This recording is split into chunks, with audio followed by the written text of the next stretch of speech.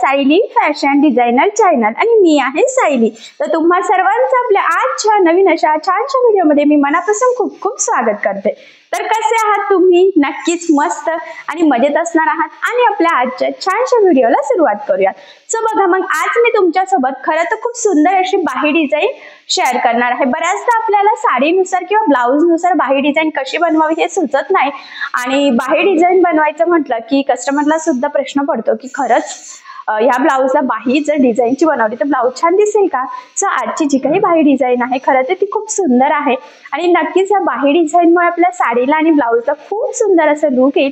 आणि सगळ्यात इम्पॉर्टंट म्हणजे मी तुम्हाला या बाही डिझाइनची कटिंग आणि स्टिचिंग दोन्ही पण अतिशय सावकाश स्टेप बाय स्टेप आणि खूप काही महत्त्वाच्या टिप्स अँड ट्रिक्स आहेत सांगणार आहे, जेणेकरून तुम्हाला आपला आजचा हा व्हिडिओ बघून अशी छानशी ट्रेंडिंग बाही डिझाइन सहज बनवता येईल। सो चला मग आता वेळ न घालवता आपण आपल्या आजच्या छानशा व्हिडिओला सुरुवात करूयात आणि हा व्हिडिओ तुम्ही स्किप न करता पूर्ण नक्की बघा, जेणेकरून हा व्हिडिओ बघून अशी छानशी बाही डिझाइन तुम्हाला सहजच बनवता येईल। ठीक आहे, तर हे बघा, इथे तुम्ही बघू शकतात की ही आहे बाही। ऍक्च्युली याची आपण ऑलरेडी कटिंग करून घेतलेली आहे। सो सगळ्यात आधी आता मी तुम्हाला या बाहीचं मेजरमेंट कसं आहे ते सांगते, म्हणजे तुम्हाला तुमच्या मापानुसार या डिझाईनसाठी कशा पद्धतीने कटिंग स्टिचिंग करावी तर हे सहजच लक्षात येईल। एवढंच नाही तर इथे बाही आणि ब्लाऊजचा मेन फॅब्रिक असं दोन्हींची कटिंग आपण करून घेतलेली आहे। आणि बघा, याची बाही लांबी आहे 9.5, तर इथे आपण 10ला मार्किंग करून कटिंग केलेली आहे। त्यानंतर बाहीची घडी होती 8, तर तयार झालेली आहे 7 आणि ह्या बाहीसाठी आपण कॅप हाईट जी होती तर ती 3 इंच घेतलेली आहे। सो अशा पद्धतीने मापे टाकून या बाहीची आपण ऑलरेडी कटिंग करून घेतलेली आहे। सो आता आपण याची जी काही मार्किंग आहे डिझाईनची तर ती करून घेऊयात। सो बघा, जेवढी बाही असेल तर सगळ्यात आधी त्याचा सेंटर पॉईंट जो आहे ना त्याची मार्किंग करून घ्यायची, जेणेकरून आपली जी काही डिझाईन आहे तर ती बरोबर मध्यभागी यावी। खरं तर यासाठी त्याचबरोबर बाही जोडताना सुद्धा त्या गोष्टींची काळजी घेणं तितकंच गरजेचं असतं।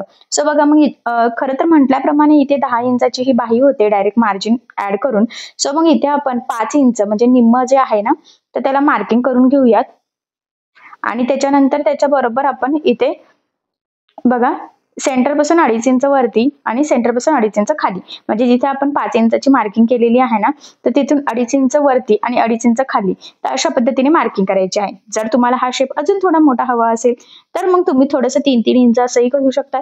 छोटा हवा असेल तर कमी सुद्धा मार्किंग इथे करू शकतात, म्हणजे ते तुमच्या चॉईसवर डिपेंड आहे किंवा तुमची बाही लांबी किती आहे त्यावर सुद्धा डिपेंड आहे। मग तुम्ही थोडंसं कमी शेप घेऊ शकतात। सो या पद्धतीने ठीक आहे। आणि मी म्हटल्याप्रमाणे बरोबर 2.5 इंचाला इथे मार्किंग करून घेतलेली आहे। त्यानंतर आता पट्टीच्या सहाय्याने मी इथे लाईन ड्रॉ करते आणि बरोबर पट्टीचाच डिस्टन्स ठेवलेला आहे, म्हणजे 1 इंच, कारण की पट्टीचं माप ह्या बरोबर 1 इंच आहे रुंदीला। ठीक आहे, आणि ह्या पद्धतीने छोटासा बॉक्स ड्रॉ केल्यानंतर आता आपण या पद्धतीने याचा मी इथे शेप ड्रॉ करून घेते। तर हा तुम्ही अजून डीप किंवा यापेक्षा डीप असंही करू शकतात, म्हणजे तुम्हाला किती डीप हवा आहे त्यावर सुद्धा ते डिपेंड आहे। पण मला असं वाटतं की बाहीसाठी एवढा डीपनेस ठीक आहे। जर तुम्हाला यापेक्षा कमी घ्यायचा असेल तर तुम्ही कमी देखील घेऊ शकतात, काही प्रॉब्लेम नाही। ठीक आहे, सो आता जी काही मार्किंग केलेली आहे एक्झॅक्टली त्यावरच आपण इथे कटिंग करून घेऊयात। आणि जर का आपल्याला इथे कॅनव्हास पेपर लावून स्टिच करायचं असेल तर आपण तसं सुद्धा इथे स्टिच करू शकतो, काही प्रॉब्लेम नाही। ठीक आहे, सो बघा, मग मी इथे मधला पार्ट कट केला। महत्वाचं म्हणजे या दोन्ही पण स्लीव्ज आपण सोबतच फोल्ड केल्या होत्या, जेणेकरून दोन्ही पण स्लीव्ज व्यवस्थित एकाच शेपमध्ये सोबतच परफेक्ट अशा आपल्या कटिंग व्हाव्या, खरं तर यासाठी। आता आपण हे स्टिच करायला सुरुवात करूया। सो सगळ्यात आधी काय करायचं आहे, हा जो काही मेन फॅब्रिकचा कपडा आहे ना तर हा इथून जॉईंट आहे खरं तर तो मी थोडासा इथून कट करून 2 स्लीव्ज सेपरेट करून घेते। त्यानंतर हे जे काही स्लीव्ज आहे ना तर बघा, मी म्हटल्याप्रमाणे दोन्ही सोबतच आपण कटिंग केले होते, इथे किंचित जॉईंट आहे तर कट मारून सेपरेट करते आणि ह्या पद्धतीने घडी घालून 2 वेगवेगळ्या साईडला ठेवून घ्यायचे आहे। खोलगट भाग पुढे येईल याची काळजी घ्यायची आहे।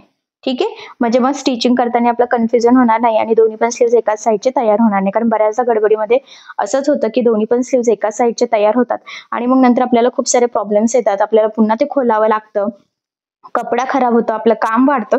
सो तसं होऊ नये यासाठी आणि या पद्धतीने दोन्ही स्लीव्ज व्यवस्थित त्या स्लीव्ज मध्ये ठेवून घेतल्या। त्यानंतर आता आपल्याला इथे ही स्लीव्ज आपण खरं तर स्टिच करायला सुरुवात करूयात। तर बघा, आपला जो काही मेन फॅब्रिकची स्लीव्ज असेल तर ती सरळ ठेवायची, त्यावर आपण कटिंग केलेले जी काही अस्तरची स्लीव्ज आहे तर ती ठेवून घ्यायची आहे आणि सगळ्यात आधी हा जो काही मधला शेप आहे तर इथे आपण टीप मारून घेऊयात, कारण सगळ्यात आधी आता आपल्याला मधला हा जो काही शेप आहे तर हा रेडी करून घ्यायचा आहे। तर बघा मग इथे टीप मारताना आपल्याला खरं तर 1/2 इंच एवढं एकसारखं मार्जिन ठेवत इथे टीप मारून घ्यायची आहे.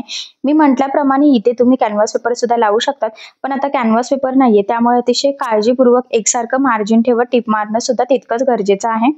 आणि बघा मग मी बरोबर ह्या शेपला इथे टीप मारून घेतलेली आहे. सो यानंतर काय करायचं आहे, आता टीप मारून झाल्यानंतर हा जो काही मधला शेप आहे ना, तर तो आपल्याला इथे छोटासा कट मारायचा आहे, कारण आपल्याला हा मेन फॅब्रिकचा कपडा कट करून घ्यायचा आहे त्यातला.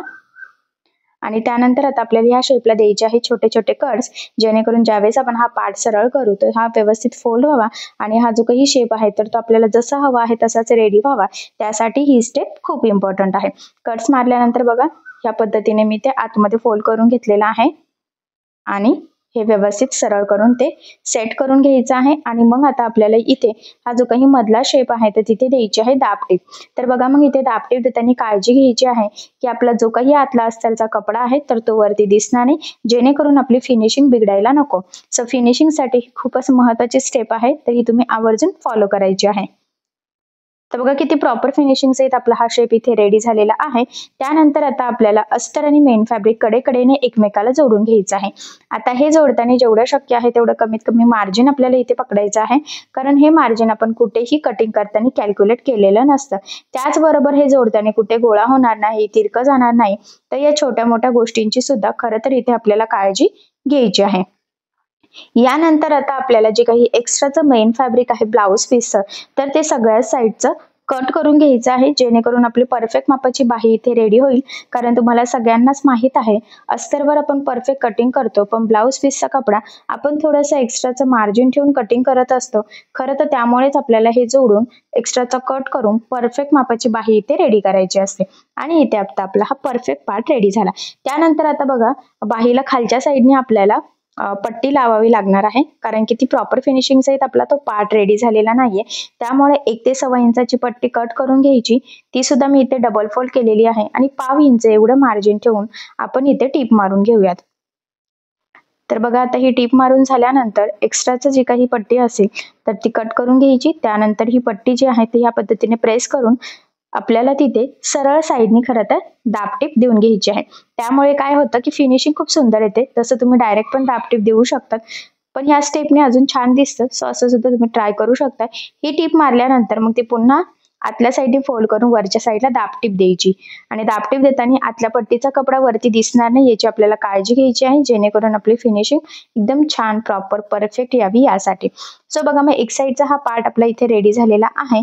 सो सेम ह्याच पद्धतीने आधी आपण दुसऱ्या साईडची स्लीव सुद्धा रेडी करून घेऊयात आणि त्यानंतर मग दोन्ही साईडला पुढे सेमच सोबतच आपण जी काही डिझाईन आहे तर ती बनवून घेऊयात. तर इथे सुद्धा सेम त्याच पद्धतीने स्टिच करायचं आहे.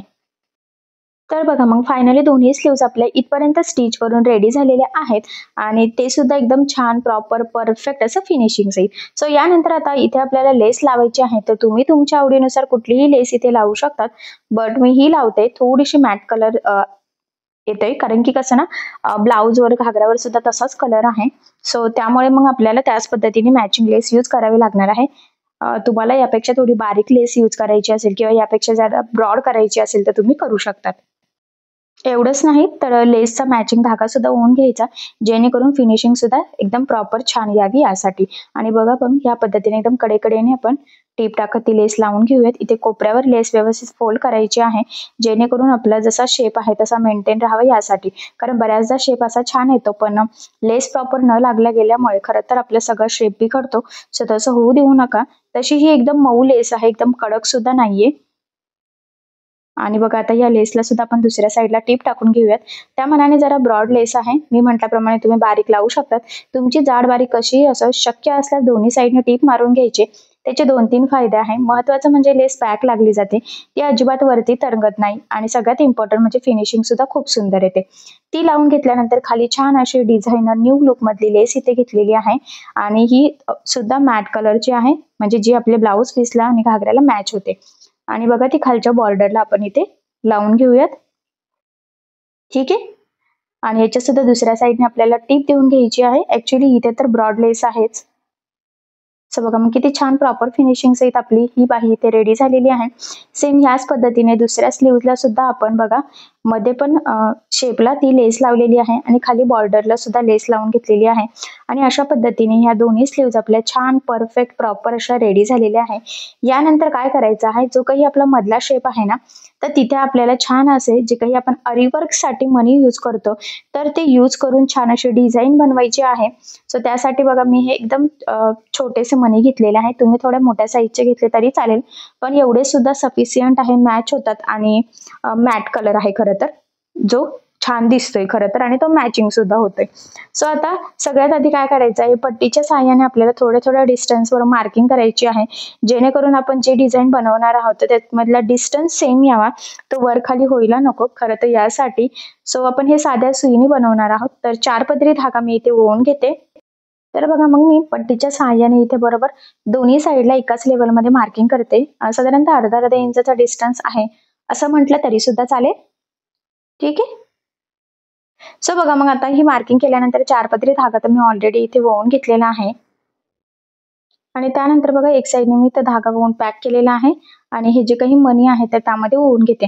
ऍक्च्युली आता मोजूनच मणी आपल्याला इथे ओवून घ्यायचे आहे. फक्त एवढंच आहे की ते असे जोडल्यानंतर थोडासा गोलाकार शेप येईल याची काळजी घ्यायची आहे आणि बरोबर त्याच लेवलमध्ये आपल्याला हे मणी इथे पॅक करून घ्यायचे. बघा मग दुसऱ्या साईडने जी काही मार्किंग केलेली होती तर तिथे व्यवस्थित आपण ते कंटिन्यू पॅक करून घेतलेलं आहे आणि त्यानंतर आतल्या साईडने काट देऊन घ्यायची आहे, म्हणजे ते निघणार नाही.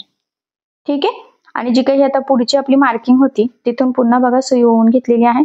ऍक्च्युली तोच मी कंटिन्यू केलेला आहे, सेपरेट कट करत बसलेली नाहीये. तर तुम्ही सेपरेट कट करून पण एक लेवल बनवू शकतात. मी कंटिन्यू तोच धागा ठेवलेला आहे आणि इथे सुद्धा आता व्यवस्थित मोजून मणी ओवून घ्यायचे आहे आणि एक टाकण्यापेक्षा धाग्यातून डायरेक्ट असे पटपट सुईमध्ये जातात सुद्धा. सो अशा पद्धतीने ओवले की पटकन काम पण होतं आणि खरं तर ना ह्या बाही डिझाईनमुळे आपला ब्लाऊज खूप सुंदर दिसणार आहे. बघा पुन्हा लुझिंग मध्ये मी ते ठेवलेलं आहे आणि इथे व्यवस्थित पॅक करून घेते. खरं तर ही डिझाईन खूप सुंदर आहे, नवीन आहे, ट्रेंडिंग अशी आणि यामुळे आपला ब्लाऊज सुद्धा खूपच सुंदर असं दिसणार आहे. पुन्हा आतल्या साईडने व्यवस्थित पॅक केलं. दुसऱ्या साईडची जी काही मार्किंग होती तिथून बरोबर पुन्हा गाठ टाकून घेतलेली आहे आणि त्यामध्ये पुन्हा मणी ओवून घ्यायची आहे. खरं तर आधीच्या पेक्षा खालच्या लेवलला थोडे जास्त, त्यानंतर सेंटरला थोडंसं जास्त मणी येणार आहे आणि खाली पुन्हा कमी येणार आहे. म्हणजे जसा शेप आहे ऍक्च्युली त्यावरच ते डिपेंड आहे. फक्त व्यवस्थित शेप येईल याची काळजी घ्यायची आहे आपल्याला. हाच पॉईंट इथे इम्पॉर्टंट आहे, कारण की आता जसे मणी ओवणार आहोत आपण आणि जसे ते पॅक करणार आहोत त्यावरच खरं तर आता ह्या बाहीचं लुक डिपेंड आहे. सो बघा मग तिसरी लेवल सुद्धा आपण इथे एकदम प्रॉपर फिनिशिंग सहित तयार करून घेतलेली आहे आणि इथे सुद्धा व्यवस्थित गाठ टाकून घ्यायची आहे, जेणेकरून ते लवकर निघायला नको. तर बघा मग फायनली सेम त्याच पद्धतीने संपूर्ण आपण त्या मधल्या शेपला ते मणी लावून घेतलेले आहे, बरोबर एकदम व्यवस्थित लेवलमध्ये जी मार्किंग केलेली होती सेम त्याच पद्धतीने. आणि तुम्ही इथे बघू शकता की किती सुंदर अशी लेटेस्ट ट्रेंडिंग बाही डिझाईन आपली इथे रेडी झालेली आहे. आय होप सो या बाही डिझाईनमुळे आपल्या खरं तर साडीवर पण अशी तुम्ही करू शकतात, पण ही जी काही बाही आहे ही घागऱ्यावरची आहे आणि नक्कीच या बाही डिझाईनमुळे आपल्या घागऱ्याला खूप सुंदर असं लुक येईल. तुम्ही साडीवरच्या ब्लाउजला जरी बनवले तरी सुद्धा खरं तर ब्लाऊज आणि साडी दोन्हीही या बाही डिझाईनमुळे खूप सुंदर दिसेल. सची छानशी लेटेस्ट ट्रेंडिंग न्यू लुक मधली बाही डिझाईन तुम्ही नक्की ट्राय करून बघा आणि अशा नवीन डिझाईनची आयडिया तुम्ही तुमच्या कस्टमरला सुद्धा नक्कीच द्या. आय होप सो तुम्हाला आणि तुमच्या कस्टमरला दोघांनाही ही डिझाईन नक्कीच आवडली असेल. सो नक्की ट्राय करून बघा. महत्वाचं म्हणजे याची पद्धत इतकी सोपी आहे की जरी तुम्ही कोणी नवीन शिकत असाल तरी सुद्धा तुम्हाला आपला आजचा हा व्हिडिओ बघून अशी छानशी लेटेस्ट ट्रेंडिंग न्यू लुक मधली बाही डिझाईन सहज बनवता येईल. आणि सेम ह्याच पद्धतीने आता दुसऱ्या साईडची स्लीव्ह सुद्धा आपली रेडी झालेली आहे आणि तिथे सुद्धा खूप सुंदर असं मणीचं सेंटरला आपण वर्क केलेलं आहे. सो फायनली दोन्ही स्लीव्ज रेडी झाल्या आणि स्लीव्ज लावल्यानंतर ब्लाउज कसा दिसतो तर ते मी नेक्स्ट व्हिडिओमध्ये तुम्हाला नक्कीच दाखवेल. त्याचबरोबर बाही कशी जोडायची ते सुद्धा, जेणेकरून डिझाईन सेंटरला कशी मेंटेन ठेवायची याची तुम्हाला नक्कीच आयडिया येईल. नेक्स्ट व्हिडिओमध्ये ते तुमच्यासोबत लवकरात लवकर मी शेअर करेन. ठीक आहे. सो तोपर्यंत अशी छानशी लेटेस्ट ट्रेंडिंग न्यू लुक मधली बाही डिझाईन तुम्ही नक्की ट्राय करून बघा. तर बघा मग फायनली खूप सुंदर अशी डिझाईन आपली तयार झालेली आहे आणि सगळ्यात इम्पॉर्टंट म्हणजे मी तुम्हाला अतिशय सावकाश स्टेप बाय स्टेप आणि खूप काही महत्त्वाच्या फिनिशिंगच्या टिप्स अँड ट्रिक्स आहेत संपूर्ण कटिंग स्टिचिंग सांगितलेली आहे, जेणेकरून तुम्हाला आपला आजचा हा व्हिडिओ बघून फक्त डिझाईन बनवणंच नाही तर ती प्रॉपर फिनिशिंग सहित सुद्धा कशी बनवावी तर हे देखील सहजच लक्षात यावं यासाठी. त्याचबरोबर अशी डिझाईन तुम्ही नक्की बनवून बघा. नक्कीच ह्या डिझाईनमुळे आपल्या साडीला आणि ब्लाऊजला खूप सुंदर असं लुक येईल आणि आय होप सो तुम्हाला आणि तुमच्या कस्टमरला ही डिझाईन सहजच आवडेल. सो नक्की ट्राय करून बघा आणि जर तुम्हाला यामध्ये काही प्रॉब्लेम येत असेल तर मला कमेंट करून नक्कीच कळवा. मी तुमच्या प्रश्नाचे उत्तर देण्याचा नक्कीच प्रयत्न करेन. ठीक आहे. सो चला मग आता आपण आपला आजचा छानसा व्हिडिओ इथेच थांबूयात आणि तुम्हाला आपला आजचा व्हिडिओ कसा वाटला हे मला कमेंट करून नक्की कळवा. त्याचबरोबर आपला व्हिडिओ आवडला असेल तर व्हिडिओला लाईक करायला विसरू नका आणि असेच नवनवीन छानसे व्हिडिओज बघण्यासाठी आपल्या सायली फॅशन डिझायनर या चॅनलला लाईक करा, शेअर करा आणि सबस्क्राईब करायला विसरू नका. ठीक आहे. सो चला मग भेटूया पुन्हा नवीन अशा छानशा व्हिडिओमध्ये. तोपर्यंत टेक केअर, काळजी घ्या आणि आपला आजचा व्हिडिओ शेवटपर्यंत पूर्ण बघितल्याबद्दल thank you so much. Bye bye.